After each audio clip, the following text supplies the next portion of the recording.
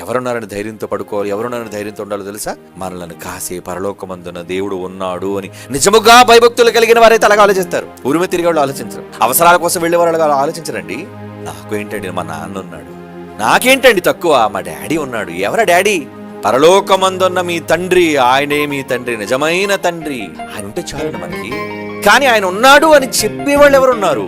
ఆయన ఉనికిని చెబుతున్నారా? ఆయన ఉనికిని ప్రకటిస్తున్నారా? ఆయన ఉన్నవాడు అనే రాయబడిన ఆయన ఉనికిని ఎంతమంది మీ గళమెత్తి చెబుతున్నారు, సువార్తలో చెబుతున్నారు, సభలలో చెబుతున్నారు, బహిరంగంగా చెబుతున్నారు, మాట్లాడగలుగుతున్నారు? నోరే రాదు మనకి.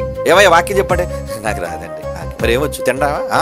తింటానండి, ఏదైనా తింటాను. తినడానికి ఉపయోగించే నోరు, తిట్టడానికి ఉపయోగించే నోరు, పరాయి వాళ్ళ మీద నేరాలు మోపడానికి ఉపయోగించే నోరు, పనికిమాలిన నోరు, దేవుడు ఉన్నాడు అని ఆయన కోసం గొప్పగా ప్రకటించడానికి ఎందుకు రాదు బయటికి? అలాంటప్పుడు ఆ నోరుండి ఎందుకు చెప్పండి? ఆ స్వరం ఉండి ఎందుకు చెప్పండి? నిష్ప్రయోజనం.